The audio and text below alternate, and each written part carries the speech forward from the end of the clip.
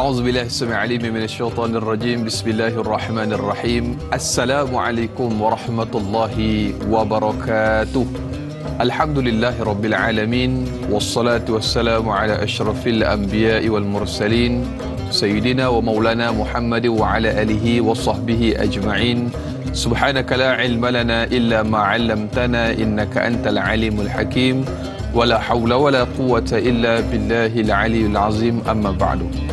Alhamdulillah, apa khabar sidang penonton setia Tanyalah Ustaz, biar tahu jangan keliru. Saya mengharapkan walau di mana jua anda semua berada, mudah-mudahan senantiasa dalam keadaan sihat walafiat, dirahmati dan disayangi oleh Allah Subhanahu wa taala. Syukur alhamdulillah, pada pagi ini kita sama-sama kembali menyemarakkan majlis ilmu dalam Tanyalah Ustaz. Ayuh kita sama-sama terus istiqamah menuntut ilmu.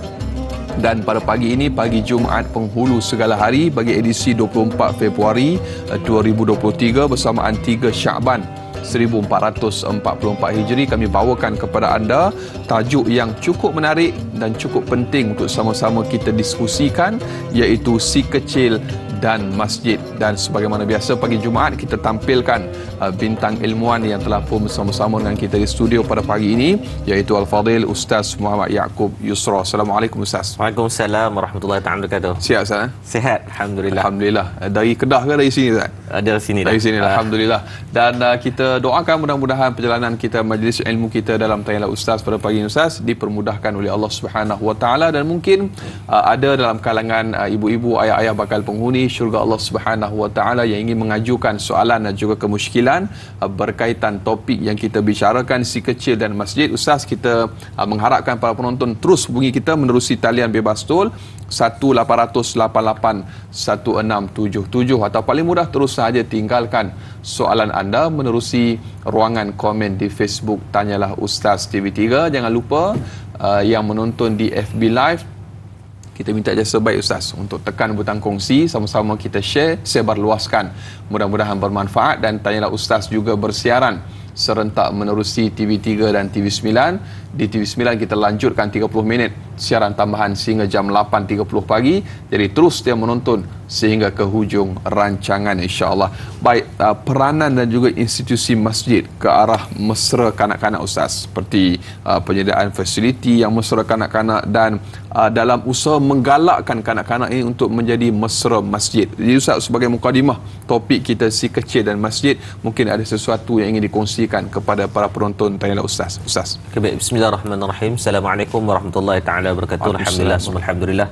Yang saya hormati adinda saya Dai Anas dan rakan-rakan Tanyalah Ustaz, kru-kru yang terlibat, subhanallah, seawal sebelum subuh lagi dah depa dah usaha dah untuk memastikan kejayaan program kita pada pagi ni, subhanallah. Dan tak lupa kepada rakan-rakan penonton Tanyalah Ustaz yang sentiasa istiqamah. Saya kira-kira ada nama-nama yang saya duk baca-baca dalam komen tu, depa ni memang beranak-beranak ni Allah bagi kekuatan yang sangat luar biasa lah, beristiqamah seawal pukul 6.30 pagi ni, kira bukan kaleng-kaleng lah ni. Subhanallah, bagi istiqamah sampai mati. Baik tuan-tuan, seperti mana kita yang telah dewasa ni mengharapkan istiqamah dengan ketaatan kepada Allah, dengan majlis ilmu, begitu jugalah kita mengharapkan bagaimana kebaikan itu dapat disalurkan kepada khususnya anak-anak kecil hari ini.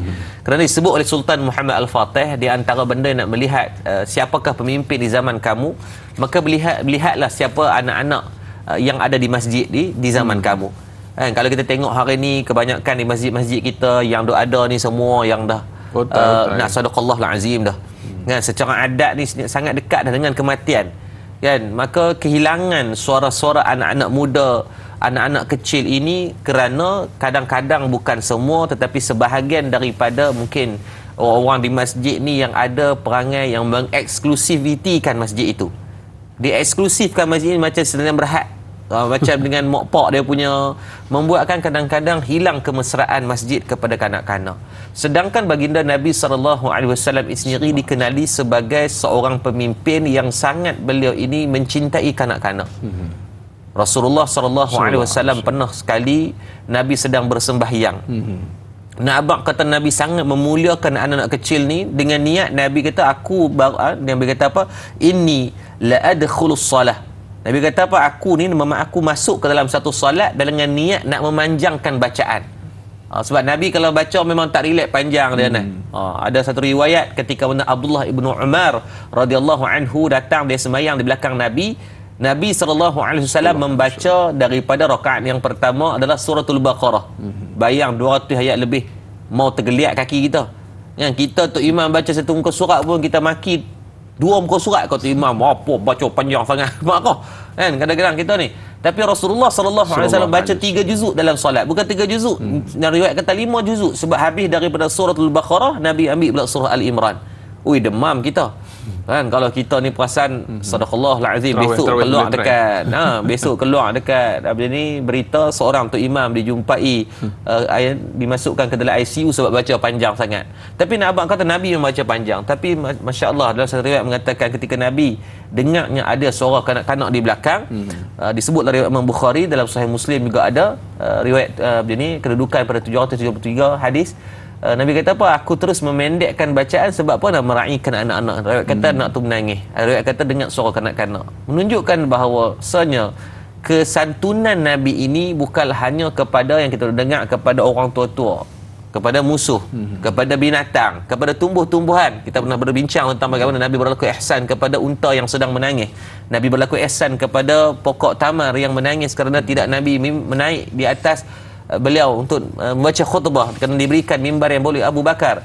Maka begitu jugalah kesantunan Nabi kepada kanak-kanak. Maka pagi ni kita akan tuntaskan bersama-sama tajuk yang cukup Power Rangers ni pada saya ni, untuk satu ubat dan solusi perbincangan untuk macam mana kita nak menarik anak-anak muda, anak-anak kecil ini untuk mereka ada kelaziman hati dan keikatan hati mereka, kecintaan hati mereka, datangnya rasa mahabbah, rasanya rasa mawaddah, rasa izzah untuk berada di masjid, rasa seronok. Kan kalau boleh dia menangis-nangis nak pergi masjid, macam mana dia mengajak kita nak pergi ke tempat-tempat yang diberkehendak. Mudah-mudahan insya-Allah yang akan kita tuntaskan bersama berkaitan anak kecil dan masjid, insya-Allah. Insya-Allah, tabarakallah. Hari ini anak-anak kita dinormalisasikan. Oh, kalau pergi sini baru best. Kalau masjid ni dia kurang sikit, bukan semua tapi segelintir. Jadi kita nak diskusikan perkara ini, Ustaz, si kecil dan masjid ini, supaya menjadi satu normalisasi yang menjadi kebiasaan kepada anak-anak. Mereka ini suka ataupun gemar untuk berada di masjid.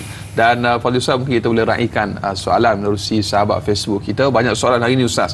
Ni semua orang yang cakna dengan kanak-kanak ni, Ustaz. Baik, Salrasid Cik soalan pertama di Facebook. Assalamualaikum warahmatullahi wabarakatuh. Waalaikumsalam warahmatullahi.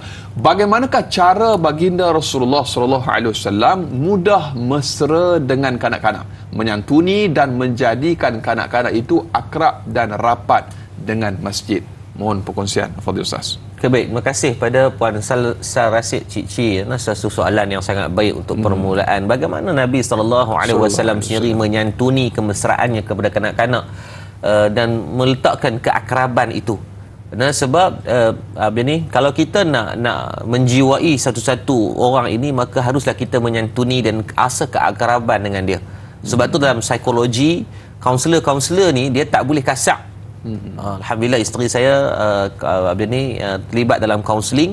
Mereka akan ada satu momen yang mereka akan cuba untuk mengenal pesakit, menjiwai pesakit dan bersama dengan pesakit, agar bahasa laras bahasa itu dapat dikeluarkan mengikut keperluan dia, bukan mengikut suka hati kita. Kan? Maka begitu juga Rasulullah SAW dengan anak-anak. Sehingga kan kalau orang nak mengeksklusifkan masjid ini, maka berimanlah dengan satu hadis riwayat Imam Muslim kedudukan pada 845. Nabi SAW sendiri, Nabi kata apa? Sahabat kata, aku melihat Nabi SAW mengimami solat, yang mana dalam keadaan Nabi ini sedang mendukung 2 orang. Yang pertama, riwayat mengatakan Nabi mendukung Umamah bin Al-As, seorang budak kecil, anak Sayyidina Umamah, anak kepada Al-As ini namanya Umamah. Yang kedua, Nabi pernah dukung Sayyidatina Zainab radhiyallahu anha, anak Nabi SAW sendiri. Bayangkan Nabi sedang dukung 2 orang budak. Kita ni bukan nak suruh dukung, nak suruh ra'i budak-budak je. Bukan dia naik tengah belakang kita pun. Yang kita nak pergi marah teruk-teruk, kadang-kadang lebih pada apa lagi. Saya pernah tengok depan mata. Kan, waktu tu saya bawa anak saya sendiri. Bawa anak sendiri dalam satu masjid tu dah memang polisi tak perlu pakai mask dah, tapi masjid tu memang dia pernah orang pakai mask. Jadi saya mana nak tahu, kita singgah nak sembahyang sebagai musafir. Saya bawa anak kecil saya berumur 2 tahun 1 tahun setengah. Waktu saya bawa anak tu, pakcik tu main, dia talar jari macam nak tumbuk kita. Oh, gangster. Betul macam ni, bukan 3 line, 7 line ni. Kita bukan tak ada masalah, tegur elok-elok. Dia dengan keadaan jerkah tu, anak saya jadi trauma.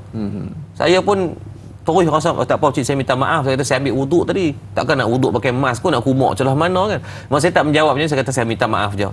Balik tu bukan, anak saya jadi trauma, jadi takut. Biasa kita duduk buat orang hari tak ada masalah, maka tuan-tuan bayangkan keadaan tersebut.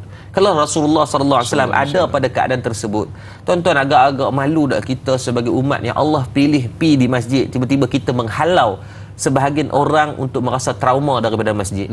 Mungkin kemarahan kita benar ketika itu. Betul.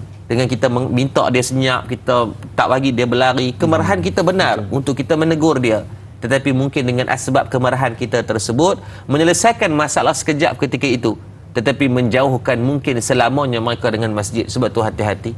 Dari riwayat yang lain menyebut juga Nabi SAW pernah satu hari Nabi semayang dengan para sahabat. Tiba-tiba sahabat pelik kenapa Nabi solat ni dalam keadaan sujudnya sangat lama. Maka ketika itu barulah Abdullah SAW selesai habis semayang, barulah bila sahabat tanya, Nabi kata apa? Ketika Nabi tengah sujud, datangnya Sayyidina Hasan dan Sayyidina Husin duduk di atas belakang Nabi.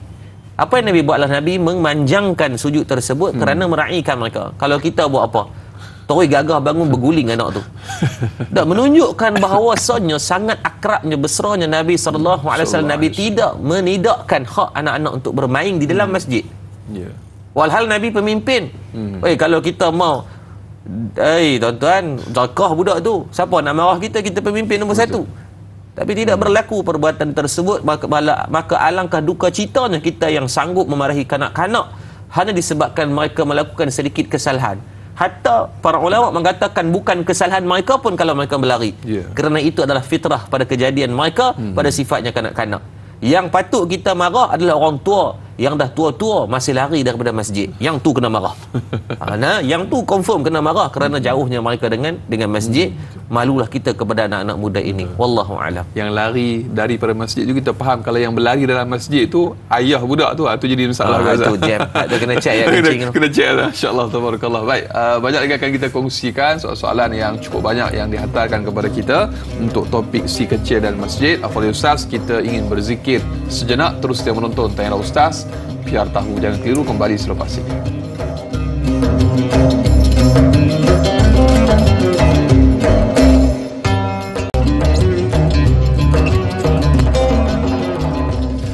Anak kuda mandi di kali bila senja, naik ke darat sejak muda berhati-hati, bilalah tua baik tabiat. Saudara sedang penonton, alhamdulillah kembali dalam Tanya Ustaz. Biar tahu jangan keliru, masih lagi kita berbicara topik si kecil dan masjid, dan kita bersama Al-Fadhil Ustaz Muhammad Yaakob Yusra. Kita nak teruskan lagi Ustaz untuk soalan yang berikutnya daripada sahabat Facebook kita yang bertanya. Ada Laila Dila Rosa bertanya, Assalamualaikum warahmatullahi wabarakatuh. Waalaikumsalam warahmatullahi. Soalannya berkenaan dengan umur, Ustaz. Berapakah umur yang sesuai untuk kita mengajak dan membawa anak-anak untuk solat berjemaah di surau atau masjid? Seandainya anak-anak enggan, apakah pula nasihat dan teguran yang sesuai diberikan agar timbul rasa ingin dan cinta dalam diri mereka terhadap surau ataupun masjid? Mohon pandangan Ustaz. Jazakallah khair. Okay, baik. Terima kasih pada Laila Dila Rosa. Ambil nama macam dengan drama apa ni? Drama Rosalinda Ayamoh. Baik, terima kasih pada puan yang bertanya. Subhanallah. Berapakah umur kanak-kanak yang sesuai dibawa ke masjid ni? Baik, yang pertama, Allahumma salli ala sayyidina Muhammad. Umur ni benda yang subjektif. Tuan-tuan kena ingat, tak semua anak kecil tak mendengar kata, dan tak semua anak remaja yang dengar kata.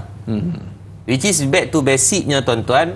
Maka bila sebut tentang subjektif, maka tidak ada satu nilai yang tepat, melainkan kita je mengenal siapa anak kita. Setiap mak ayah ni dia tahu anak macam mana. Saya Allah kurniakan 5 orang anak lelaki, dan kita tahu PL anak-anak seorang ni macam mana.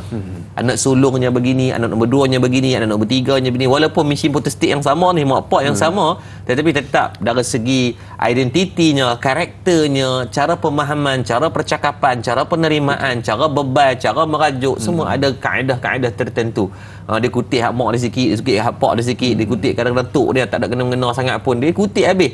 Kadang-kadang cara tantrum yang berbeza-beza. Cuma dalam bab ni kita mengambil satu panduan daripada hadis Nabi sallallahu alaihi wasallam. Nabi kata apa? Laisa minna man lam yarham sakhirana.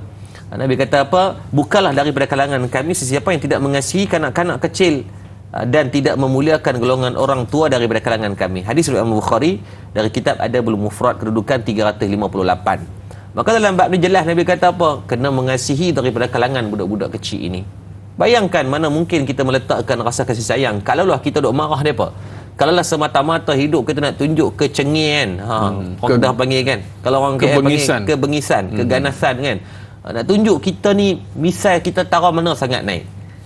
Kerana pada satu saat tuan-tuan, itulah golongan yang nantinya kita mengharapkan mereka ini akan ada dalam saf-saf yang menggantikan ruangan kita.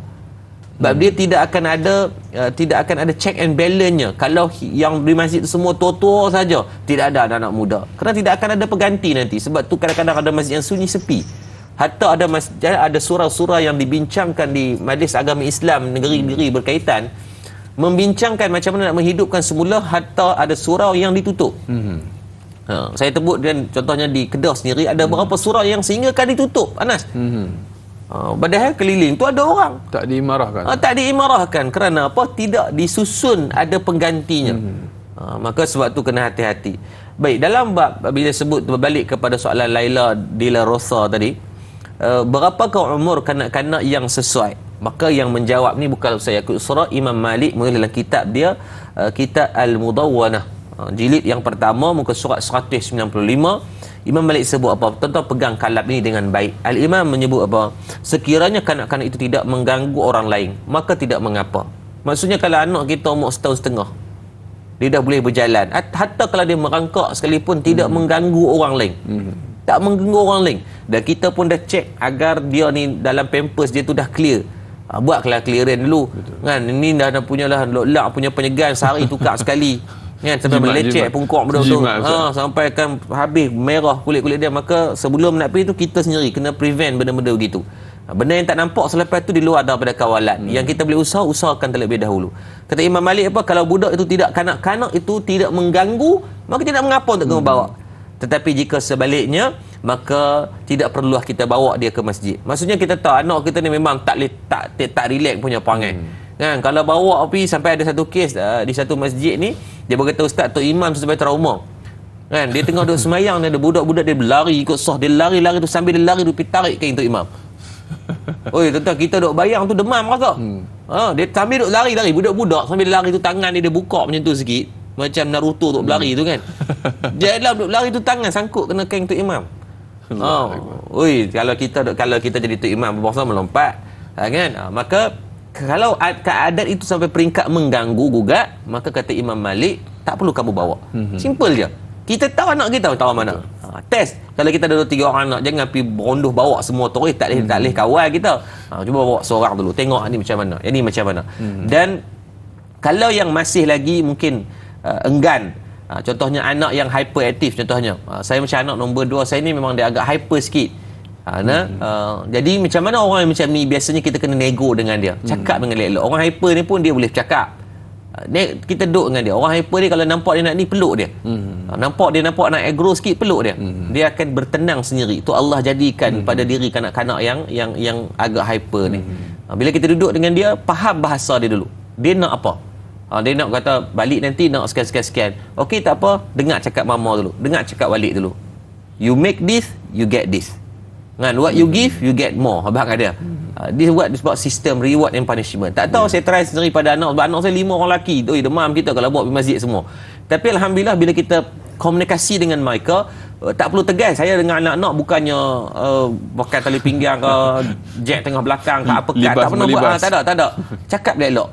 InsyaAllah bahasa percakapan ibu dan ayah ini akan memberikan kelembutan hati kepada anak-anak. Kena point ni kena tahu anak nak apa. Ni anak tu nak benda lain, kita bagi benda lain.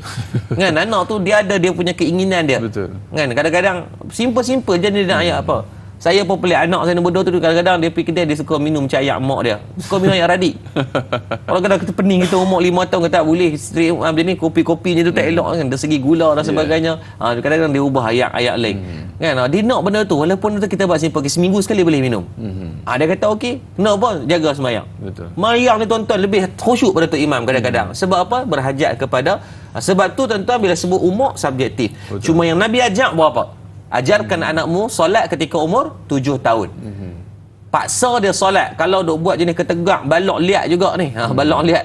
Jenis tak mau dengar kata juga, maka 10 tahun, maka perintahkan dia. Makna perintah ni apa? Suruh betul-betul. Jangan duk buat tergeh-geh dah. Jangan duk buat melawak dah. Kalau dia tak semayang, maka pukullah dia. Pukul ni bukan makna penderaan. Memberikan hanya pengajaran. Tak pukul di bahagian muka. Tak memberikan bekas. Riwayat sebut seperti mana meletak ambil kayu sugi ni pam sikit kat dia, bagi pengajaran bahawa ketegasan dalam nak mendidik dalam bab solat. Dalam bab ni sama-sama kita usahakan, maka moga-moga Allah SWT memberikan kebaikan dan kesantunan yang baik kepada kita semua terhadap anak-anak kecil ni, insya-Allah. Ada satu situasi Ustaz bila sebut gangguan ataupun berpunca daripada anak-anak yang mengganggu ni Ustaz. Kalaulah sesuatu barang tu misalnya dirosakkan oleh anak tersebut, apakah wajar ibu bapa itu yang menggantikan? Seperti ada satu situasi yang mana cermin mata jemaah ada yang pecah, patah dan sebagainya Ustaz. Dan dia tahu, dia sedar bahawa itulah risiko kalau dia bawa anak dia pergi. Jadi apakah ibu ataupun ayahnya itu kena ganti dan sebagainya Ustaz? Sedikit tambahan. Okey, baik. Terima kasih pada Dai Anas yang bertanya macam mana keadaan kalau anak ni berlari-berlari debok atau sepak barang-barang lah. Barang-barang lah peribadi yang sangat menduka cita. Kalau takat benda lain tak apa, spek mata ni memang harga 500 harga 500 kan. Dan spek mata pula bukannya benda yang bila dah pecah boleh dicantum-cantumkan semula. Ia seperti hati yang dah dipatah-patah kan. Maka dalam bab ni sudah pastilah mak dan ayah perlu bertanggungjawab. Cuma atas rasa ihsan saya rasa daripada pihak masjid benda begitu, kalaulah perlu boleh dibantu, bantulah. Duit masjid ni adalah untuk kita gunakan pada kepentingan bersama jemaah yang main. Budak tu pun tak minta tu dia nak pijak, mak ayah tu pun tak buka di luar beyond his control. Maka dalam bab ni atas timbang rasa masing-masing lah saya rasa. Cuma tanggungjawab kalau sebut dalam kitab fiqh pun dia akan kembali kepada siapa? Kepada mak dan ayah. Sebab anak-anak ni adalah tanggungan mak dan ayah itu sendiri. Allah sebut ya ayyuhallazina amanu qu anfusakum wa ahlikum. Anak-anak itu adalah ahli keluarga, itu adalah tanggungjawab kita sebagai mak dan ayah. Maksud saya kata tadi, Imam Malik sebut formula dia senang je. Imam Malik kata apa tadi? Kalau budak tu mengganggu, jangan bawa. Tapi kalau dia tak mengganggu, tak apa. Cuma kalau tu kadang-kadang dia jumpa kawan, partner ikram dia dalam masjid. Jumpa kawan-kawan yang satu mazhab dengan dia, suka main. Dia akan main. Untuk kata budak-budak ni tuan, belajar ikhlas dengan mereka. Mereka boleh berkawan tanpa kenal nama. Betul. Kita mudah siap boleh bergaduh walau dah kenal nama pun. Budak-budak ni tak kenal nama pun. Aku tak mau kawan dengan hang lah. 2 minit kemudian kawan balik. Ikhlasnya mereka dalam memaafkan dalam berkawan ini. Sebab tu kata kita perlu belajar dengan budak-budak macam mana Imam Hanafi sendiri. Bagaimana bagaimana dia mengambil nasihat daripada kanak-kanak kecil. Sepatutnya kita juga mengambil faedah dan istifadah yang sama. Keberadaan mereka dengan keliling kita ni akan memberikan manfaat yang besar untuk kelangsungan hidup kita, insya-Allah, mudah-mudahan. Alhamdulillah, mudah-mudahan menjadi satu inspirasi kepada kita. Kalau kita boleh lah Ustaz, kita kaji dulu anak kita macam Ustaz sebut tadi lah, kaji, cek dulu, buat orang kata apa dia panggil tu, SWOT analysis. Macam nak buat thesis pula Ustaz. Baik. Berikutnya Ustaz, kita ada Abdul Karim Sufian di Facebook yang bertanya, baik, bagaimanakah pandangan Ustaz mengenai ada dalam kalangan pengurusan masjid yang melarang anak-anak di bawah usia 5 tahun untuk datang ke masjid? Hal ini kerana dikatakan akan mengganggu jemaah lain dan boleh menyebabkan masjid kotor, kesan air kencing atau najis kanak-kanak tersebut. Ustaz, saya buat signboard lagi, bawah 5 tahun is not allowed ataupun disallowed Ustaz. Kan? Baik, terima kasih pada Abdul Karim Sufian berkaitan soalan yang saya rasa menjadi tanda tanya kepada sebahagian besar daripada kalangan masyarakat sendiri. Yang pertamanya, baginda Nabi, tuan-tuan kena faham macam ni, budaya orang Arab ini, mereka sangat tidak suka kanak-kanak perempuan ini didukung ketika solat. Itu budaya mereka. Tetapi baginda Nabi SAW memecahkan kebencian ataupun perasaan, persepsi mereka itu dengan hanya satu contoh, mendukung Sayyidatina Umamah dan juga Sayyidatina Zainab dalam satu-satu masa. Bayang makna kata dukung ni bukanlah besar anas. Takkan besar saya nak dukung lagi, yang melampau sangat. Kan masa makna kata dukung ni budak tu dalam keadaan yang bayi lagi. 1 tahun, 2 tahun, which is dia tidak tahu dan tak reti nak berkomunikasi, kata dah berak ke dah kencing, tak ada. Budak tu kalau nampak dia buat muka macam tu dah, tu mungkinlah berak. Nampak muka macam terang, tak apa nak cukup sifat sangat. Dan nampak dia lari sikit pergi ke corner-corner tu mungkin. Tapi Nabi menunjukkan satu bentuk teladan, Nabi dukung mereka. Nabi boleh dukung saat Nabi nak sujud apa semua, Nabi letak di sebelah. Nabi mengiktiraf, Nabi ikram mereka ini sebagai kanak-kanak kecil dalam sembahyang. Syekh Sam Al-Haq Azim dia menyebut dalam kitab beliau, mengatakan bahawa dalam hadis di mana Nabi mendukung kanak-kanak Umamah dan juga Sayyidatina Zainab ini menunjukkan dalil bahawasanya jangan dihukum najis tanpa kita melihat dari segi zahir. Makna kata hukum dengan zahir ni dua keadaan, di antaranya bau. Kan bau, kalau dah confirm bau tu memang bau tai, jangan duk sangka baik pula. Sampai dah meleleh-leleh keluar kat tangan, dia kata tak ada apa hak ni mungkin pajeri tadi ikut makan kot kan, terkeluar balik ke apa dah. Kalau hukum zahirnya dua, yang pertama dilihat secara zahir, yang kedua bau. Mai salah satu pun, maka kalau kita tengah dukung, maka mufarqah dulu, berhenti dan selesaikan hak tu dulu. Jangan duk gagap sangka baik sungguh dia Ustaz Dayana ni sampai habis ni berayak ni dah, maka sampai bertingkat mengganggu solat daripada orang lain, maka jangan diambil jangan diambil perbuatan yang sebegitu. Ada disebut juga oleh Imam Asy-Syaukani dalam kitab beliau, dia kata apa? Pada zahirnya selagi mana tak nampak pada najis tersebut, maka hukumnya adalah balik kepada asal, masa seolah tak ada. Tapi bukan nampak saja, nampak dan juga bau. Janganlah sampai duk buat. Tadi dalam bab ni kita dengan Allah letakkan jangan berlebih kurang dalam bab hukum. Kalau nampak isyarat ataupun tanda-tanda tu macam kentut lah. Kan tengah-tengah main dia kentut, dia kata orang sebelah kot boleh, tapi tak kenal dah dia punya punggung sendiri ni. Maka jangan berlebih kurang dalam bab ni.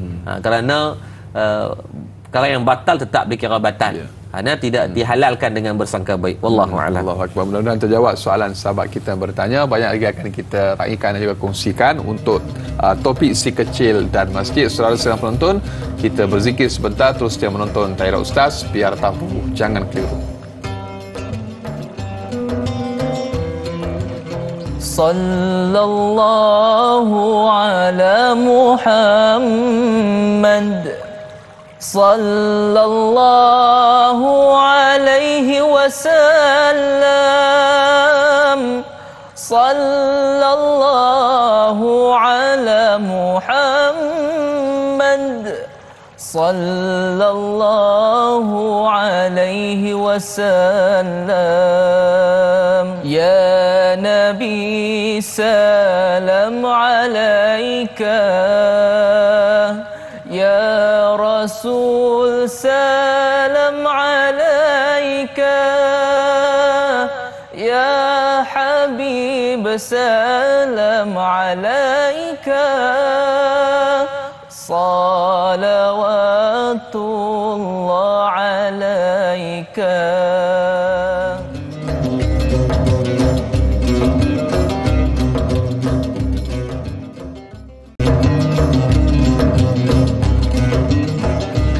Alhamdulillah, masih lagi terus setia bersama dengan Tayar Ustaz, biar tahu jangan keliru. Masih lagi kita berbicara topik si kecil dan masjid bersama dengan Al-Fadhil Ustaz Muhammad Yaakob Yusra. Dan Ustaz, kita ada sahabat pemanggil yang berikutnya di talian pada pagi ini. Halo, Assalamualaikum. Waalaikumsalam warahmatullahi wabarakatuh. Saya Ismail dari Sungai Buloh. Ya. Okey, soalan saya begini nak tanya Ustaz. Apakah faktor utama peranan masjid dalam membentuk dan minat supaya si kecil dan masjid tidak dapat dipisahkan? Itu soalan saya begini. Terima kasih.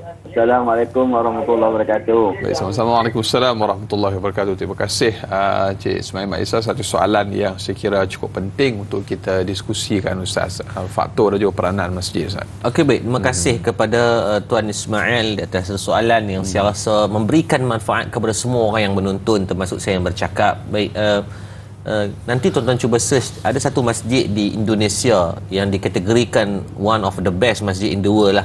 Namanya Masjid Istiqlal di Jakarta. yang mana di satu kajian dibuat oleh pengurusi beliau Profesor Dr.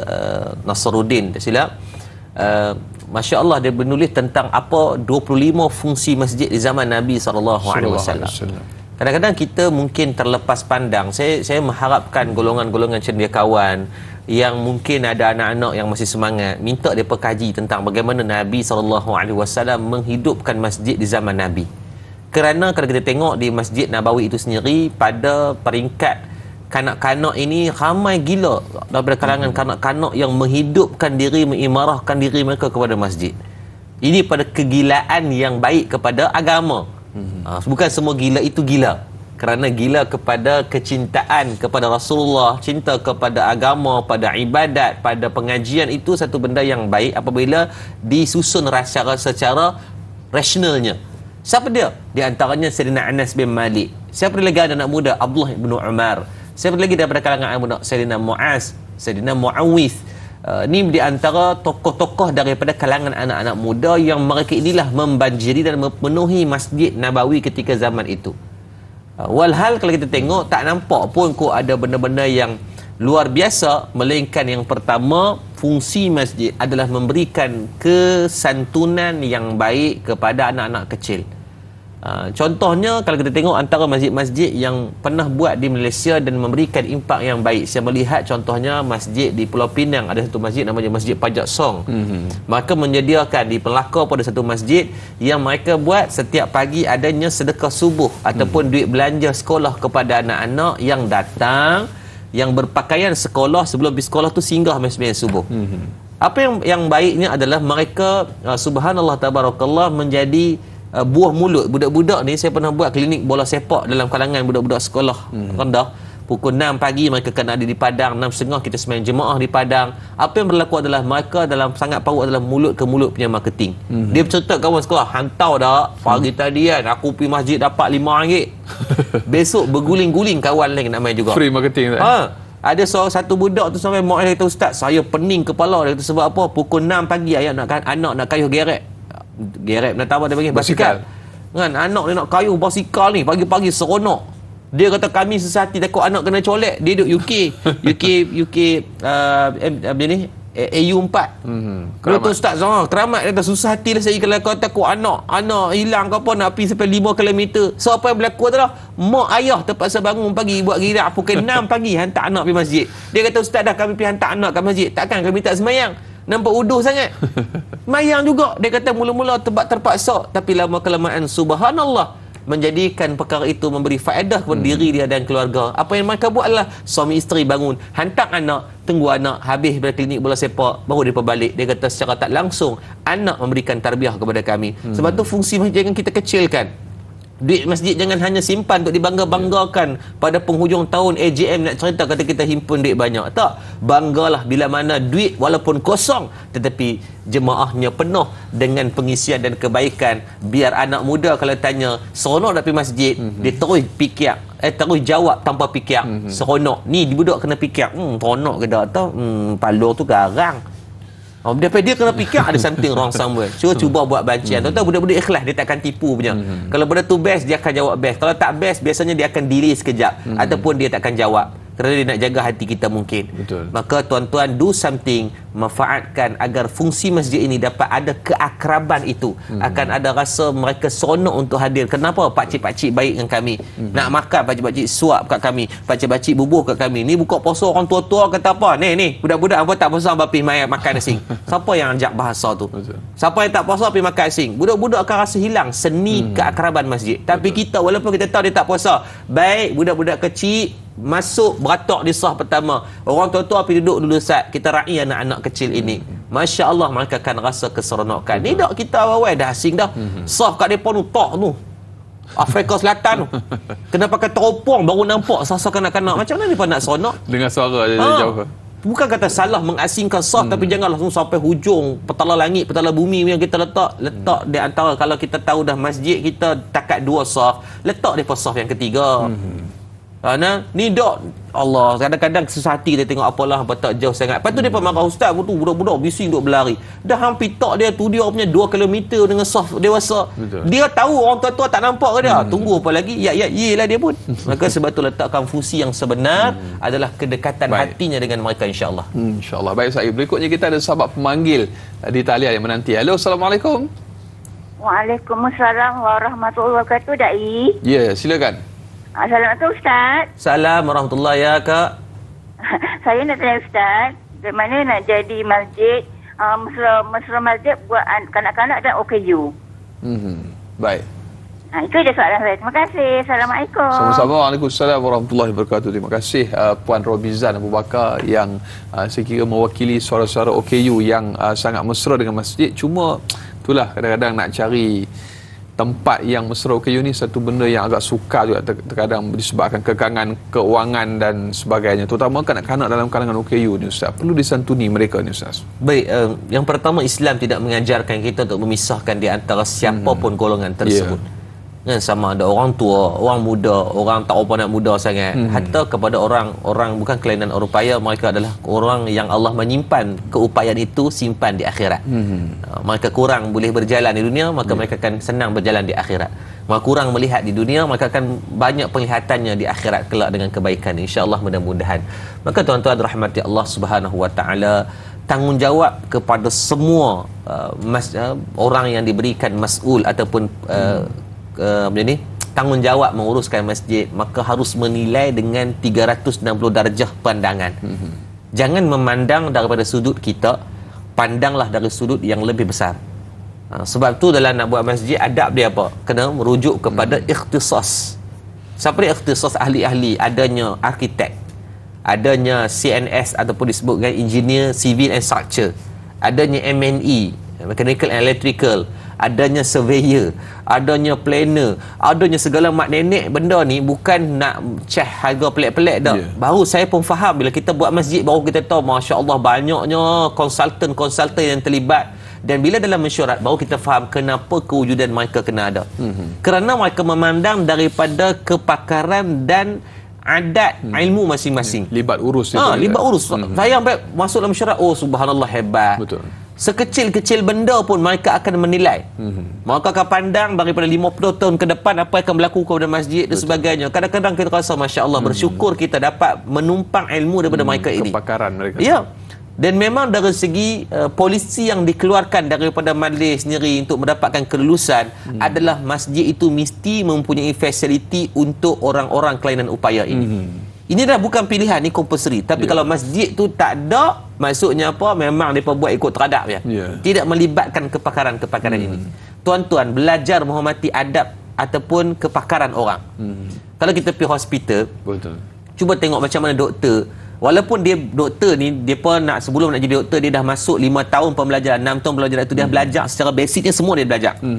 Belajar tak sambut budak, belajar ikat, belajar duduk ke emergency, belajar nak tengok apa semua, dia pun belajar secara total. Nah, tapi saya masih ingat waktu isteri saya nak bersalin anak yang kedua, waktu tu di hospital kerajaan biasa, subhanallah, waktu nak cucuk ubat bius, dia telefon tanya ada tak pakar. Walhal saya tanya doktor boleh bius? Boleh, tapi dia kata bila ada doktor pakar, maka kami wajib untuk merujuk kepada dia, mendapatkan kebenaran dia. Maka kata cantiknya keunikan bagaimana tengok, walaupun dia boleh, tetap dia menghormati orang yang memiliki ilmu yang lebih daripada itu. Ni tak kita nak hantam kromo kan. Hari ni akhir zaman, Nabi sebut apa? Golongan ruai bidah, nak cakap semua benda. Berasa seolah-olah dia paling pandai. Kan? Dia tugas dia ni apa? Kerja dia sebagai pilot, tapi tuan-tuan masya-Allah dia nak bercakap semua tentang ilmu hadis. Allahuakbar. Kan dia ni sebagai seorang ustaz nak bercakap tentang ilmu yang di luar bidangnya. Ya, kamu mungkin ustaz, tapi ada benda yang kamu reti dan ada benda yang kamu tak reti. Jangan dia buat palatau semua benda. Ni semua benda orang tanya ni semua boleh jawab, lebih daripada Google Translate lagi. Nah, maka sebab tu kena hati-hati dalam bab ni. Ambil manfaat untuk kita merujuk kepada ahli-ahlinya, insya-Allah. Saya yakin kalau masjid yang mengikut daripada aturan yang betul, maka pasti benda yang akan diwujudkan adalah fasiliti untuk orang kelainan upaya. Kalau tak ada, wujudkan, guna manfaatkan duit masjid itu. Dia kata, ustaz, dalam kawasan kami tak ramai. Bukan soal ramai, kalau ada seorang pun, wajib pihak masjid ini menyediakan fasiliti tersebut. Dia datang tak datang nombor 2. tugas kita menyediakan yang terbaik. Sebab platform untuk kelainan upaya ni juga diguna pakai untuk orang siapa? Orang tua-tua yang duduk atas kursi roda. Ya, keuzuran ni boleh datang pada bila-bila masa. Betul. Dan majoriti tok imam kita dibuat satu kajian lebih daripada umur 50 ini melebihi 60% masjid di Malaysia. Wah, maksudnya tok imam yang kedekut duit sangat. Peratusan. Anda mungkin di antara calon-calon yang akan menggunakan fasiliti tersebut. Maka manfaatkan sebaik mungkin, insya-Allah. Betul, itu antara perkara yang perlu kita titik beratkan, laluan untuk OKU dan sebagainya, soft-soft yang mesra kepada OKU, terutamanya dalam kalangan anak-anak kecil yang mereka juga sangat berhajat dan berminat untuk bermain di dalam masjid dan mesra kepada masjid sebagaimana anak-anak yang normal juga, Ustaz. Baik, berikutnya kita ada Jura Azlin Sufian di Facebook. Soalannya, Ustaz, ada dua soalan. Apakah contoh fasiliti mesra kanak-kanak yang sesuai dibangunkan atau disediakan untuk kanak-kanak di masjid? Dan yang kedua, jika sesebuah masjid atau surau tidak dapat menyediakan sebarang kemudahan untuk si kecil, bagaimanakah cara dan sikap pengurusan tersebut untuk menegur atau menangani isu gangguan ataupun bunyi bising daripada kanak-kanak ini, Ustaz? Dua soalan. Okay, baik. Terima kasih pada Puan Jura Azlin dan terima kasih pada sahabat Dinda saya dan Anas dan rakan-rakan penonton dan Ustaz yang masih setia bersama macam drama dah setia hingga hujung nyawa, insya-Allah. Maka dalam kesetiaan yang sama, insya-Allah tuan-tuan rahmati Allah, saya memohon dan merayu, jom kita buat satu kebaikan. Satu kebaikan, tuan-tuan tak perlu cakap pagi ni. Tuan-tuan tak perlu nak ulang apa yang saya sebut. Tuan-tuan hanya perlu buat satu benda. Saya nak minta jasa baik, ada sekitar 1,700 orang yang sedang menonton. 1,700 yang sedang menonton ni, ahli-ahli syurga belaka ni, tuan-tuan bantu satu benda, tolong tekan butang share. Jangan kedekut tidur masin sangat, senang sangat pahala nak buat pagi ni. Jangan hindarkan pahala tersebut daripada kita. Yang kedua, itu Ustaz, kami tak tengok Facebook. Macam mana nak share? Takkan nak cabut TV hantar kat jiran sebelah kot. Tak. Yang tengok kot TV pun apa salahnya buka kot Facebook, kita tekan juga butang share. Kan? Kalau 1,600 orang semua tekan butang share, hantar kat grup, ada grup memasak, grup masak apa tak jadi hari ni, masak apa tak jadi minggu depan, masak apa minggu depan dalam kubur ke apa. Share lah dalam grup-grup yang ada tu, mungkin ada orang yang dapat mengambil faedah asbab perbincangan kita. Baik, menjawab kepada soalan Jura Azlin. Yang pertama dia tanya, apakah contoh fasiliti yang boleh dibuat oleh pihak masjid untuk menarik ataupun yang sesuai dengan anak-anak muda. Saya senaraikan dalam penulisan saya berkaitan buku berkaitan masjid dan kanak-kanak ini, fungsi masjid zaman Rasulullah ini, saya pernah menulis satu buku. Di antara benda yang tuan-tuan buat pasti boleh menarik anak-anak muda adalah masjid cuba invest sedikit duit untuk buat ruang khas kanak-kanak. Ruang khas kanak-kanak ini tak perlulah mewah, tapi cukup ada fasiliti yang baik agar menjadi attraction kepada mereka. Contohnya beli ground yang mereka boleh rabat naik prom, dia turun walaupun tak tinggi, tak perlulah tinggi macam Gunung Everest, tak perlulah macam kita tengok kat pasaraya yang ganas-ganas sangat. Maka tuan-tuan tak percaya tuan-tuan, kalau tuan-tuan rasa duit masjid tak boleh buat keluar, tuan-tuan buat pengumuman malam hari ni Jumaat, kata kita nak buat sedikit ruang khas kanak-kanak, jadi kita nak buat kutipan Jumaat. Kutipan Jumaat hari ni khususkan untuk buat benda tu. Kalau dapat 2,000, buat 2,000 hak tu. 2,000 pun dah cukup baik. Yang kedua, wujudkan ruang pembacaan yang semakin hilang budak-budak nak membaca hari ni. Cari pula, janganlah pergi cari buku-buku mastika mayat mati sebab bising dalam masjid. Janganlah buah tajuk-tajuk yang budak-budak ni seram nak baca. Cari tajuk-tajuk buku yang bersifat kepada interaktif kepada mereka, edutainment kepada mereka. Sekarang banyak buku-buku kartun yang kita nampak cantik-cantik, yang ada pendidikan moral dan civic kepada mereka. Letakkan ruang bacaan. Saya sendiri untuk masjid saya, kita habiskan sekitar 20,000 untuk wujudkan mini library. Kita jumpa dengan, semalam saya jumpa dengan Durio punya owner, yang buat Umar Hana, Didi and Friend, dan sekarang dia buat Mila Hana punya kartun kan. Dia bukukan tersebut dan kita kata jom kita letak di masjid-masjid. Untuk permulaan, mula dengan masjid kita dulu ada ruang bacaan. Membaca ni benda yang faedah. Allah turunkan Iqra bismi rabbikal ladzi khalaq. Itu adalah wahyu yang pertama. Maka jangan berlebih kurang. Yang kedua, upah kalau boleh bayar ada penjaga dalam masjid. Tak rugi pun bayar allowance RM30 untuk dia jaga waktu semayang ni agar budak-budak dia boleh kontrol. Yang ketiga, kalau tanya saya, usahakan bagi masjid itu jadi pusat tuition. Maksudnya waktu kita tengah mengaji ni, bagi ada tuition yang berjalan dalam masjid, upah home tutor tu ada dalam masjid. Sekali lagi, jangan kedekut di masjid. Manfaatkan agar kelangsungan masjid itu dapat diharmonikan, insya-Allah. Wallahu a'lam. Nanti kita jawab soalan yang kedua, insya-Allah. InsyaAllah. Soalan kedua kita akan sambung selepas sini. Saya tambah mungkin boleh letak cyber cafe Ustaz, InsyaAllah. Selepas ini kita dengar jawapan berikutnya daripada Ustaz. Terus setia menonton Tanya Ustaz. Biar tahu yang keliru, kembali selepas ini.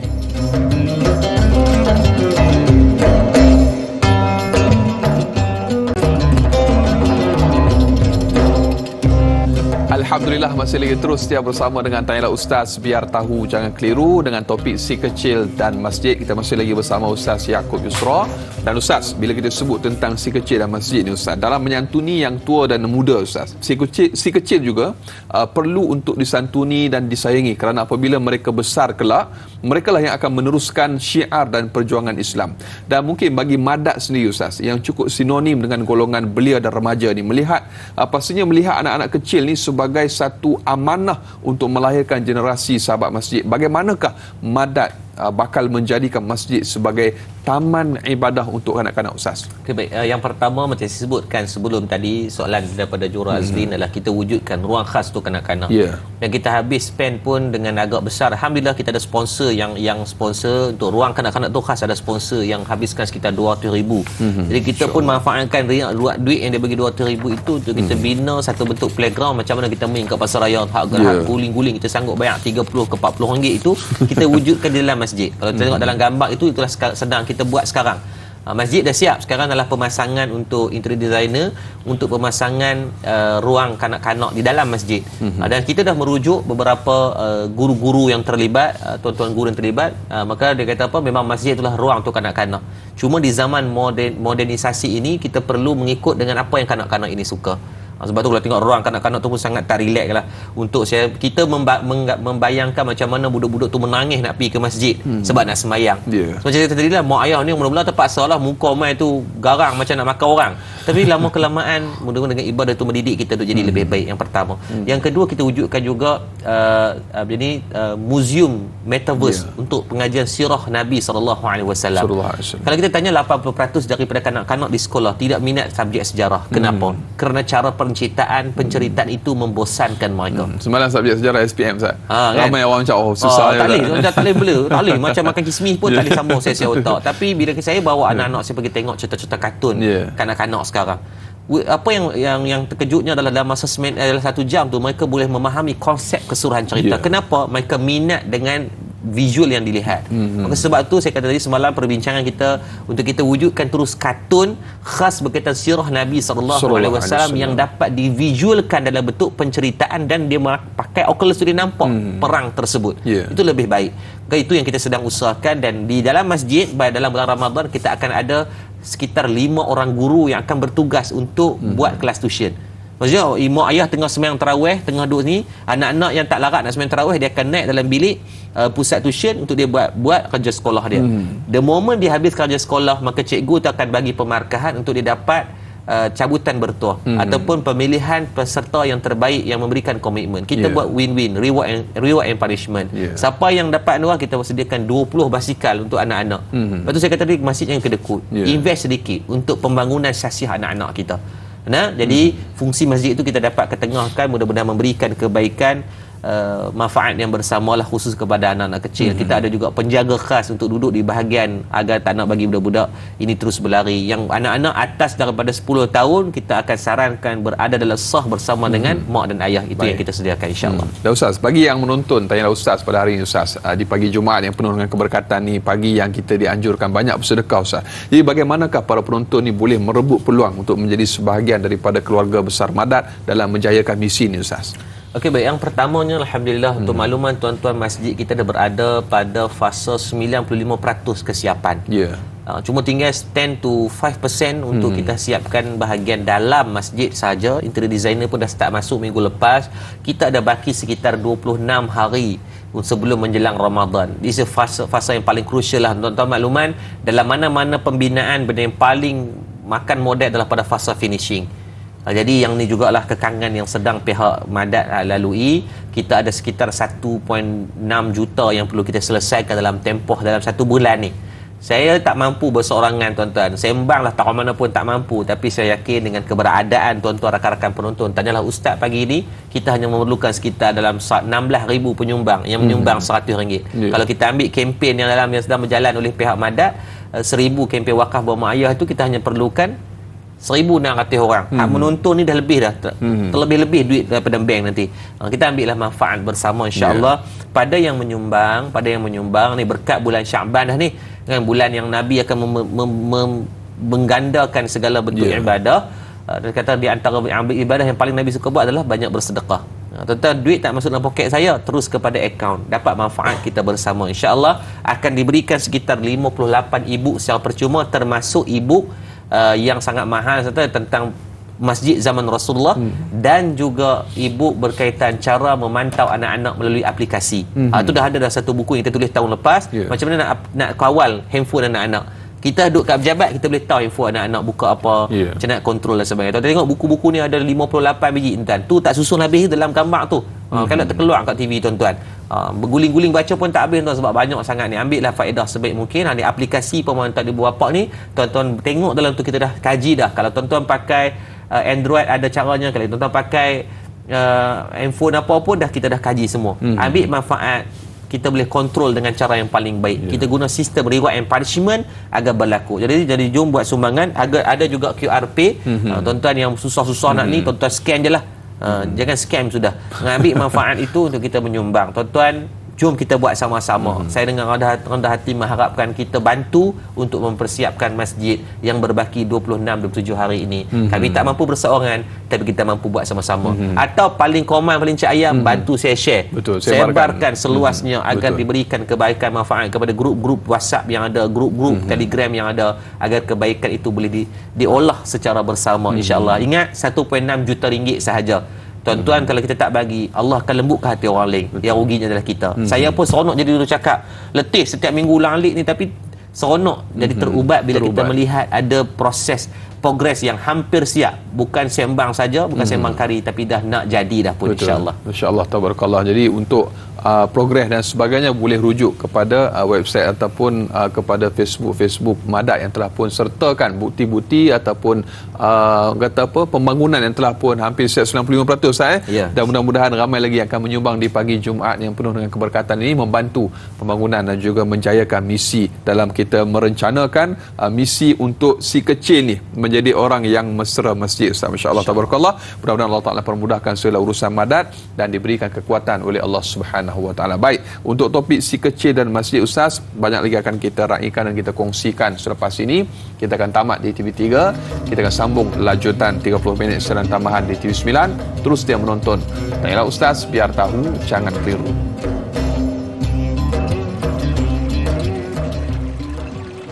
Sallallahu ala Muhammad, sallallahu alaihi wasallam, sallallahu ala Muhammad, sallallahu alaihi wasallam. Ashraqal badru alaina فاختفت منه البدور مثل حسنك ما رأينا قط يا وجه السرور.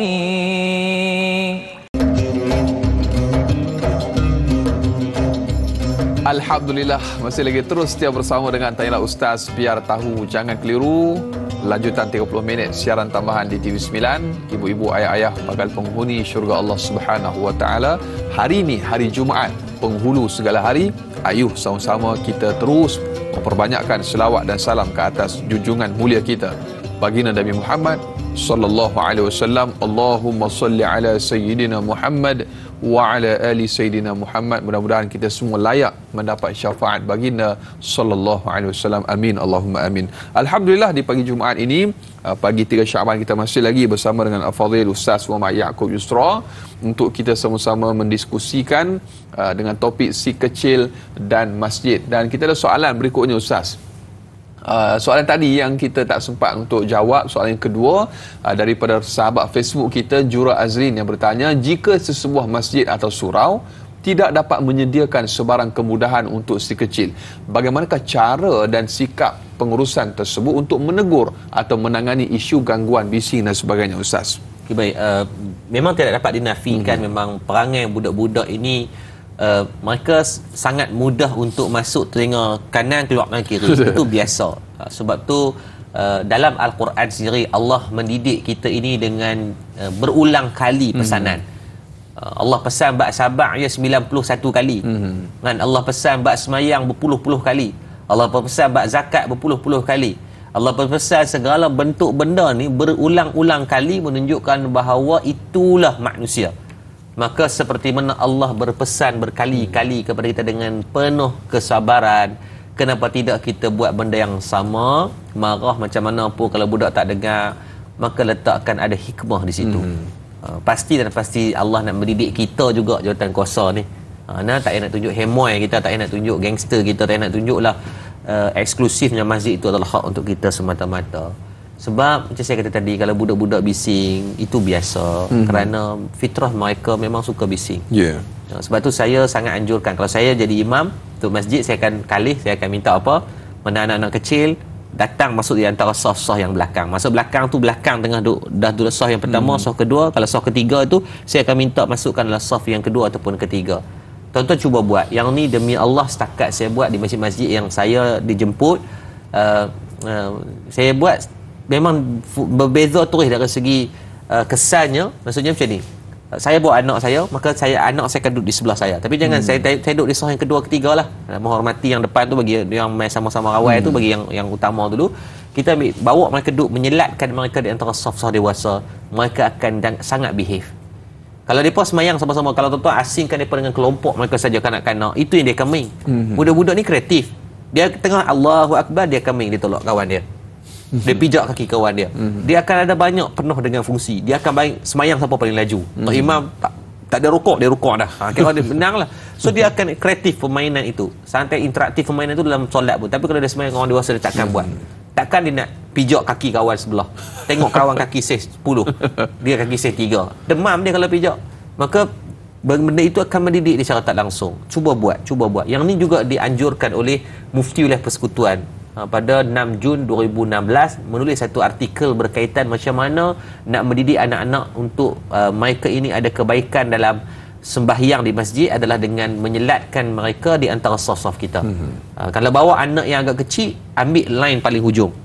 Maksudnya ambil belah hujung kanan atau hujung kiri itu, kita penjemaah kena pastikan kalau ada budak yang bawa mak ayah bawa anak kecil, bagi mereka duduk tepi-tepi itu, agar dia ada sedikit ruang kepada anak-anak dia. Untuk kalau dia dukung, dia nak letak, dia nak angkat balik. Ni kena cakna masing-masing. Bab ni kita saling berkomunikasi insya-Allah, dan pegang satu, kalau Nabi sendiri boleh meraihkan anak kecil, kenapa kita nak marah mereka?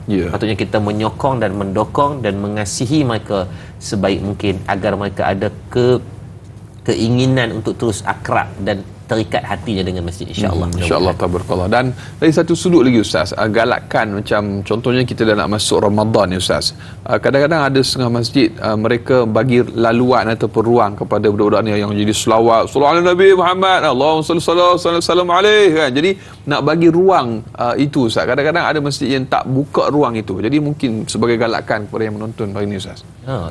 Soalan yang sangat baik. Pada saya merayulah kalau ada jawatan-jawatan kuasa masjid ataupun orang yang ada suara dalam masyarakat, cuba buat masjid, buat satu perbincangan khas untuk macam mana nak meraihkan, atau dalam bahasa Inggeris dia panggil anticipate.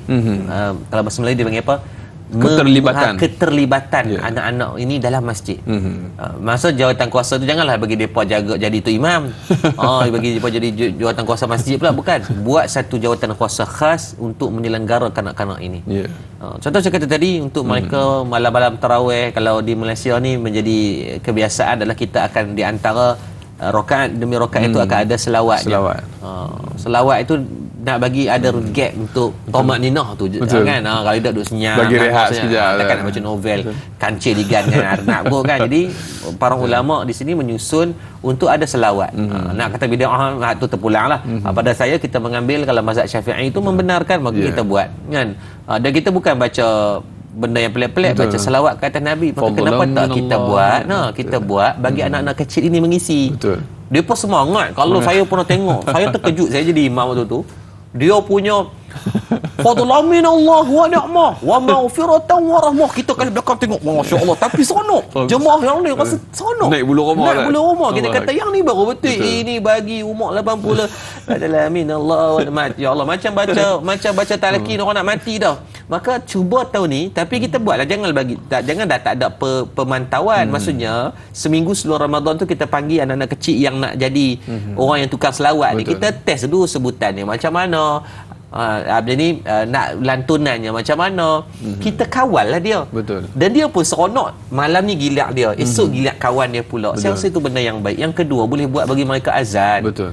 Kan, buat pertandingan azan, bagi dia azan sebut dengan betul. Bagi ada lagunya. Maka tuan-tuan, saya rasa itu satu bentuk benda untuk anticipate-kan mereka. Kerana budak-budak ni dia akan ikut kepala-kepala dia. Tuan-tuan tangkap kepala tu, automatik yang ekor jadi elok.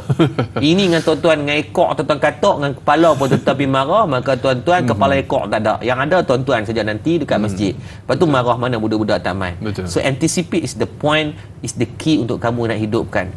Kita pernah buat unit hang cangkul, hang cuci.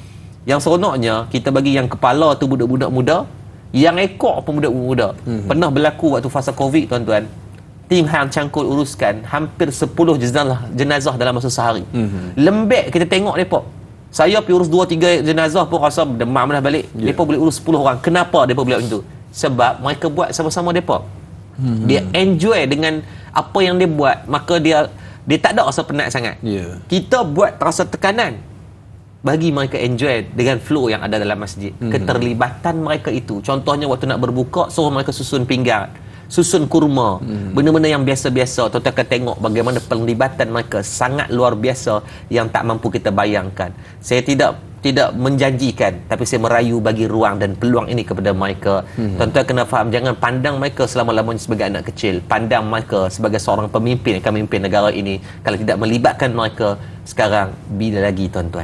InsyaAllah, tabarakallah, besarnya jasa AJK atau pengurusan masjid yang membuka ruang kepada anak-anak ini menjadi insan yang cemerlang pada masa akan datang. Berikutnya, Ustaz, kita ada sahabat pemanggil yang menanti di talian yang berikutnya. Hello, Assalamualaikum. Waalaikumsalam warahmatullahi wabarakatuh. Da'i Anas kami dan Ustaz Muhammad Yaakob Yusra. Saya Umar Abdul Majid dari Felda Cini Timur 3, Mekah Pahang. Assalamualaikum Ustaz dan Da'i. Waalaikumsalam warahmatullahi wabarakatuh. Ya, soalan saya gini Ustaz. Ustaz, kalau kita buat anak pergi masjid, Ustaz, biasalah saya biasa tengok kan. Jadi bila sampai ke masjid, kalau jumpa kawan-kawan ni, dia tak nak dah ikut kita. Dia nak kawan dia ramai, dia seronok, Ustaz. Masalahnya Ustaz, soalan saya, apabila kita sembahyang, imam sembahyang, kadang-kadang mereka ni bising. Bila bising, kalau adalah jemaah daripada luar datang tempat kita, apa pula pendapat mereka? Allah, bising lah masjid ni bila sembahyang. Soalan saya Ustaz, bagaimana cara kalau kita AJK tegur, nanti kan dikata garang sangat ke, apa tu, sarapan tebuan ke, dah garang sampai tawa tu. Jadi soalannya, bagaimana cara nak handle masalah yang begini rupa ni? Ayah ni Ustaz menyebabkan kadang-kadang tempat kita jadi image tempat kita jadi tak elok Ustaz. Kadang-kadang orang luar masjid kita bisin bila sembahyang. Jadi itu soalan saya Ustaz dan Da'i. Terima kasih banyak Ustaz dan Da'i. Assalamualaikum. Sama-sama. Waalaikumsalam warahmatullahi wabarakatuh. Terima kasih pemanggil yang bertanya soalan, Encik Umar Abdul Majid. Kadang-kadang itulah, kalau terutamanya hari Jumaat, hari ni Jumaat, khutbah Jumaat tu lagi imam tu ittaqullah, lagi dia pun ittaqullah juga, dia di belakang dan sebagainya. sebagainya, ada yang main game dan sebagainya. Jadi sedikit cabaran untuk menegur tu Ustaz sedikit. Baik, saya cakap benda yang saya rasa saya pun melalui benda tersebut menghadapi dengan 5 orang anak lelaki. Jadi saya tak perlu tengok anak orang, anak saya dah cukup untuk menghuru-harakan keadaan masjid kalau tidak dikawal. Betul. So bayangkan anak saya umur 9, 7, 5, 3, 1. Ini dah cukup cacar merba dah kalau tidak dikawal. So saya bercakap dengan kapasiti masalah yang sama, solusi yang mungkin berbeza-beza, tapi kita cuba adapt mana yang sesuai. Baik, apa yang dibuat adalah letak mereka di keliling kita. Mak ayah tu, sebab tu kata Imam Malik kata apa tadi, saya sebut daripada awal tadi dalam kitab Muwatta, kata apa? Imam Malik kata apa? Macam mana nak menilai satu-satu masalah adalah menilai apa punca masalah. Baik, punca masalah adalah kanak-kanak berlari dan bising. So penyelesaiannya apa? Tangkap dia dulu. Tangkap dia duduk dengan kita. Tuan-tuan, anak-anak ni dia takut dengan, dia ada salah seorang yang dia akan takut. Kalau tanya anak saya nampak, tak adalah nampak garang sangat, tapi the moment kita ni dia terus dengan mak, kalau ikut nak kekerapan marah ni mak, isteri saya lagi orang kata kalau dia bertanya mama ni siapa, mama singa. Walik atas pada singa. Walhal kita tak adalah pukul dia atau apa, tapi ketegasan itu kena ada. Kita jelek mata tu pun dia macam dia senyap terus. Maka macam mana nak buat kalau dia duduk dengan jauh, kita tinggalkan dia. Betul saya kata tadi, saya cukup kurang setuju kita meletakkan mereka di soft tu jauh, bapak jauh punya 1 kilometer daripada ruang yang depan, maka mereka akan bermain. Cuba buat hari ni Jumaat ni, saya cabar tuan-tuan, jangan sembang kari, saya cabar tuan-tuan, kalau mereka masih main, jom kita bincang solusi yang kedua. Saya akan bagi solusi yang kedua. Kalau yang pertama kita buat dulu, saya buat yang tu alhamdulillah untuk 5 orang pun kita boleh kontrol. Letakkan 2 di kanan, 2 di kiri, 1 di kanan, 1 di kiri. 1 kalau buat seorang senang, tak atas riba kita. Tuan-tuan, nafsu dia nak main tu berbok-bok, dia tengok kawan di belakang beleh-leh liok ni. Tapi the moment kita pegang dia, kita sembang dengan dia, kita communicate dengan dia, kita peluk dia, dia akan slow down that tone of nak bermain tu. Tapi kalau kita lepas, good luck tuan-tuan, confirm akan bising. Betul. Baik, macam mana tentang image kalau orang luar? Sebab kita tidak kawat, maka kenapa kita nak salahkan anak-anak itu? Mereka tetap akan bermain. Kita kalau duduk dengan ramai-ramai pun kita akan sembang. Sebab tu tanya saya, solusi dia, kita sebagai mak ayah mainkan peranan. Kata Imam Malik, kalaulah tak boleh kawal, jangan bawa lagi. Contohnya anak kita 2 orang, kita tahu dua-dua apa itu, kita tak mampu mengawal dia, bawa seorang dulu.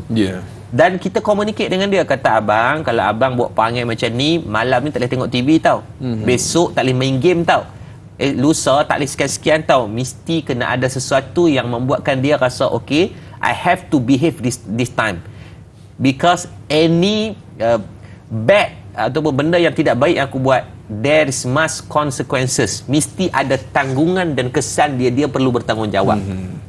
Tuan-tuan, budak-budak faham dengan komunikasi, maka berkomunikasi dengan mereka. Jangan belajar menyalahkan mereka, belajar mendidik mereka dengan perkara yang boleh mereka dekat dengan agama, insya-Allah. Tak apa, orang luar ni kita letak nombor 2 dulu. Kerana di masjid depa pun bising seperti tu juga kalau ada kanak-kanak. Tapi kita fokus kepada bagaimana nak mendidik mereka tu dekat, adalah dengan kita buat kita dulu penjagaan tu. Saya bercakap dengan seperti saya pun ada masjid, kita letakkan ramai kanak-kanak, kita pun ada ramai anak-anak, maka kita usahakan duduk dengan kita, buat Jumaat ni dulu. Tuan-tuan tengok keberhasilannya, insya-Allah. Boleh cuba hari ni Ustaz, insya-Allah. Buat tu, jangan sembang hari ni. Baik, testimoninya kita tunggu nanti Ustaz. Jadi kita jadi. Baik, kita nak berzikir sejenak. Jadi terus setia menonton Tanya Ustaz, biar tahu dan keliru, kembali selepas ini.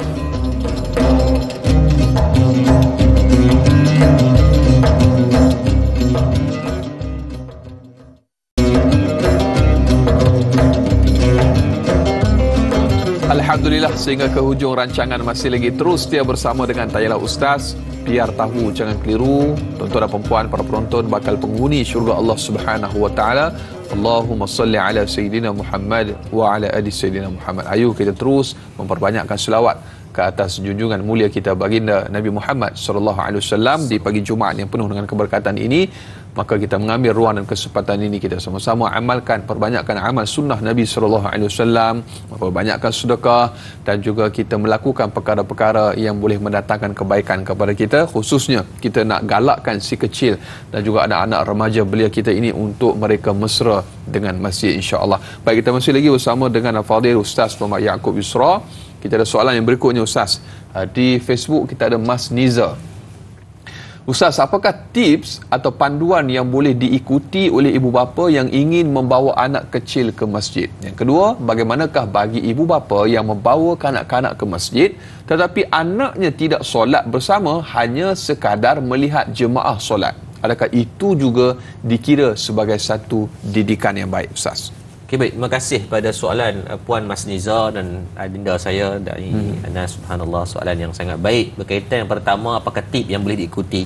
Baik tuan-tuan, bila sebut tentang tips ni subjektif lah. Kita buh nasihat macam mana pun kira dah kan. Tapi tidak adil lah kalau saya nak memberi satu nasihat daripada saya yang kurang ilmunya.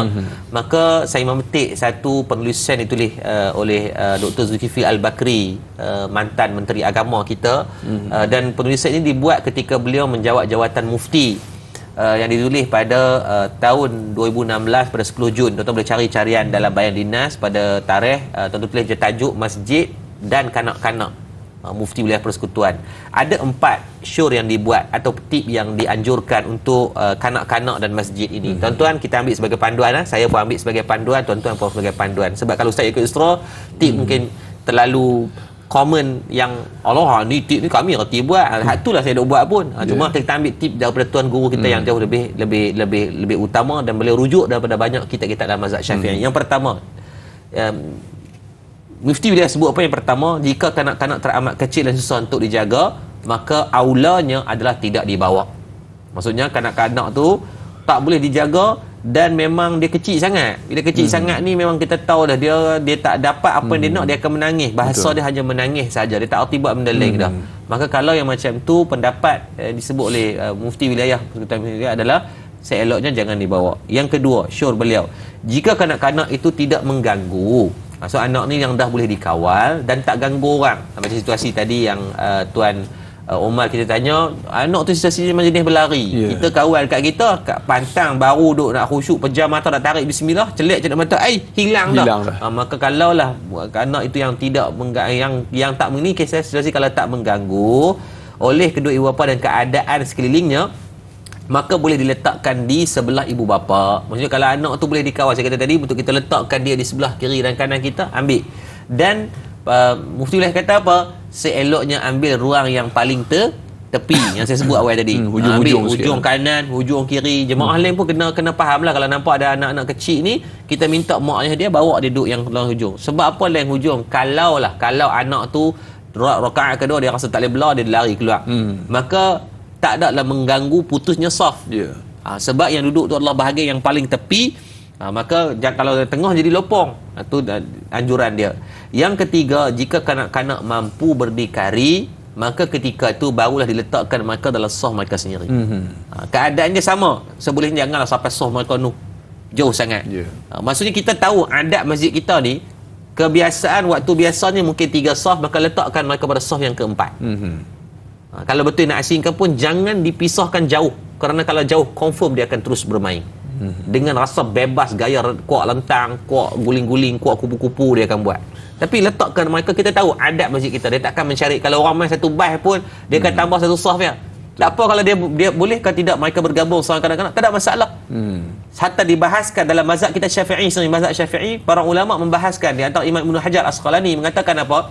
Kalaulah budak-budak tu datang, budak-budak kanak-kanak ni datang awal daripada orang dewasa, maka haram hukumnya orang tua-tua menghalau mereka tak di belakang. Dia dah angkat takbir, kita pergi tarik dia, haram hukum dia. Hati-hati dalam bab ni. Tapi kalau mai sama-sama, Imam Ibn Hajar kata apa? Maka ketika tu dia aulakan pada orang yang dewasa. Tapi kalau dia mai awal dulu, Pak Long jangan buat dolak pergi tarik dia, tak boleh. Hukum dia adalah haram. Yang keempat, sehingga juga wujudnya penyelia yang mengawasi. Ni yang kata tadi, kalaulah kita dah try dah yang tip yang saya bagi yang awal tadi, kita tak dia sebelah, kita sembahyang dengan dia pun dia lari juga, maka ada baiknya masjid ambillah seorang rela, pergi dekat pejabat rela, request untuk setiap hari Jumaat atau waktu-waktu peak hour. Biasanya waktu peak hour, waktu maghrib, waktu isyak, apa kiranya sangat kita bayar kepada rela untuk mai buat kawalan dalam masjid.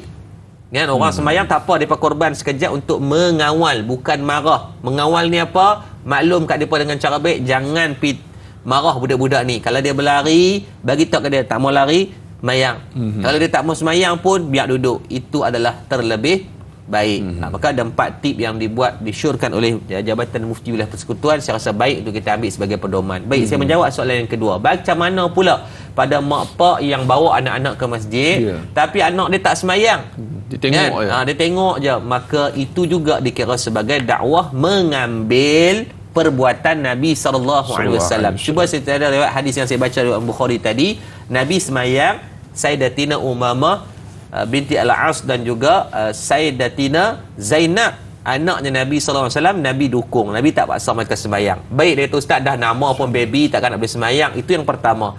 Keadaan yang kedua adalah ketika Sayyidina Hasan dan Sayyidina Husin datang, dan ketika tu mereka dah boleh berdiri, mereka dah boleh berlari, tapi mereka naik dan duduk di atas Nabi, macam cerita musang berjanggut tu lah. Dia naik atas belakang bau kita tu kan. Maka tetap Nabi SAW tidak mewajibkan mereka untuk solat. Malah Nabi meraihkan mereka main ketika Nabi solat. Mana perbuatan yang lebih penting? Sudah pasti solat, tapi tetap disebabkan kanak-kanak, Nabi tetap meraihkan mereka tanpa mengganggu-gugat keseronokan mereka. Sampai macam tu Nabi raihkan, maka sudah pastilah bawa anak walaupun dia tak semayang itu adalah lebih baik. Tapi janganlah mak pak tak semayang, duk tengok anak je semayang, hak tu tak kena, hak tu lagi balik awal. Jadi keadaan dia, kalau anak itu bawah 10 tahun, maka selainnya kita bawa, kita mendidik sampai 10 tahun, wajibkan mereka, arahkan mereka, ketegasanlah kepada mereka. Tuan-tuan, mana mungkin kalau tidak dididik daripada penglihatan dengan menunjukkan mak ayah semayang, anak-anak mampu untuk solat. Kerana disebut dalam satu hadis, kullu mauludin ladu ala fitrah fa'abawahu. Apa makna fa'abawahu? Mereka akan melihat pendidikan yang paling awal dalam madrasah kehidupan anak-anak adalah pendidikan daripada perbuatan mak ayah di rumah. Wallahu a'lam. Allahu akbar. Saudara yang penonton, setiap hari kita adalah manusia yang berbeza. Semalam kanak-kanak, hari ini remaja, dan esok hari tua. Jadi isilah dengan perkara kebaikan, semoga syurga milik kita bersama. Ustaz, sudah tak sudah, kita telah pun sampai ke penghujung siaran kita pada pagi ini dalam tayangan Ustaz. Banyak perkara yang telah pun dikongsikan oleh Fadil Ustaz Yaakob Yusra, dan 3 pelantikan Ustaz sebagai untuk anjakan kita bersama apa yang boleh kita lakukan sebagai rumusan kesimpulan untuk tajuk kita, topik kita, si kecil dan masjid. 3 pelantikan. Silakan Ustaz. Okay, baik. Satu, kita bincang panjang-panjang, tiba-tiba kita tak bagi satu pelantikan, dia macam hanyut ditelan zaman je lah kan. Jadi kenapa tidak kita cuba penyelesaiannya? Ada 3 benda yang saya rasa adil untuk semua. Yang pertama, mak ayah, pastikan didikan itu dibuat daripada kita. Jangan kita bawa pun salahkan orang. Anak kita memang kita lepas, hampa ingat apa ni funfair ke apa. Ya, memang fitrah anak-anak suka berlari, suka bermain, suka bising, tapi didikan wajib, kena mendidik anak-anak. Berkomunikasilah dengan mereka. Senakal-nakal anak kita, saat kita berbicara daripada hati ke hati, pasti akan ada penerimaannya juga. So mendidik anak, jangan sedap. Ada orang marah kita, betul kita salah ke orang tak, didik mereka juga daripada rumah sampai ke masjid tu, pegang tangan mereka, peluk mereka, peluk, cakap Fatih, jangan main dalam masjid nah, tolong sangat Walid Merayu, jangan main nah, nanti lepas daripada semayang isyak kita pergi main. Kalau Fatih jaga akhlak, tuan-tuan tak cuba buat. Maka yang pertama, madrasahnya daripada mak dan ayah. Tipnya, semua mak dan ayah kena menggembeling tenaga dalam mengislahkan akhlak anak, ada adabnya juga dalam masjid. Yang kedua adalah jawatan kuasa masyarakat ataupun jawatan kuasa masjid. Saya merayu sangat, buatlah satu mesyuarat khas untuk macam mana nak melibatkan anak-anak muda. Bahasa mudah, buat satu jawatan kuasa khas untuk memantau dan menyelenggara program untuk anak-anak muda untuk kawasan masjid kita. Bagi bajet khas, contohnya setiap bulan adanya tournament futsal untuk anak remaja, adanya tournament Beyblade ke, tournament kasut roda ke, apa benda yang sukan yang boleh bagi keseronokan pada anak-anak kecil. Setakat yang kami buat tournament Beyblade untuk budak-budak muda ni, syarat dia kena sembahyang Jumaat. Memang kita gasing kita buat 8 minggu. Kita beli kuali sebesar-besar alam tu. Subhanallah tuan-tuan, penyertaan beratuk-ratuk masuk. Dan alhamdulillah selama 8 minggu liga kita buat itu, daripada 40 budak yang masuk, 30 lebih semayang cukup dalam tempoh 40 hari lebih. So jangan buat benda yang minat mereka, bukan minat kita. Ni jawatan kuasa masjid dia buat apa? Musabaqah Al-Quran. Yang masuk tu pakaian budak-budak yang soleh-soleh je lah. Kita nak tarik ini seramai mungkin mengikut minat mereka. Buat kerjasama, kita buat kerjasama dengan Persatuan Bola Sepak Kedah. buat kayak akademi bola sepak. Yang masuk budak-budak macam-macam lah, tapi kita buat semayang dekat padang, kita ajak ambil wuduk menggunakan air mineral. So pelan tidakkan dia jawatan kuasa buat mesyuarat khas dan buat fasiliti yang baik untuk kesediaan mereka. Dan yang ketiga, masyarakat jangan belajar menghukum, belajarlah mendidik. Marah sekali, jangan marah mereka, kerana saat kita marah mereka yang sekali dengan kemarahan amarah itu mungkin menjauhkan mereka selama dengan masjid. Na'udzubillah. Maka mak ayah kena main peranan, jawatan kuasa main peranan, masyarakat main peranan. InsyaAllah kita akan mendapat anak-anak yang kesantunan hati mereka dekat dan terikat dengan masjid, insyaAllah. Dan terakhir Ustaz, kita minta Ustaz tutup dengan sedikit doa, semoga Allah Ta'ala memberkati kita. Jom kita tutup dengan doa, mudah Allah bagi kebaikan. A'udzu billahi minasyaitonir rajim. Bismillahirrahmanirrahim. Alhamdulillahi rabbil alamin hamdan yuwafi ni'amahu wa yukafi'u mazidah. Amin. Allah Tuhan kami, ampunkan dosa-dosa kami, kedua ibu dan ayah kami, guru-guru kami, pemimpin-pemimpin kami, jiran tetangga kami, sama ada dalam keadaan kami sedar atau kami tak sedar, ya Allah. Ya Latif, lembutkan hati kami, ya Allah. Hati kami keras dengan dosa dan maksiat telah kami lakukan, ya Allah. Ya Allah, tangan kami tadah pada pagi ini, tangan yang banyak buat dosa, yang buat maksiat, yang buat kemungkaran, ya Allah. Ya Allah, kalau kata ampunkan dosa-dosa kami, kami takut kami akan diazab dengan azab yang pedih. Ya Arhamar Rahimin, yang memandang kami dengan pandangan rahmat-Mu, ya Allah. Ya Allah, kalau kami masih ada mak dan ayah, ku izinkanlah kami dapat berbuat baik dan berbakti kepada mereka. Perelokkan akhlak kami di hadapan mak dan ayah kami. Lunak dan rendahkan suara kami saat kami berbicara dengan mereka.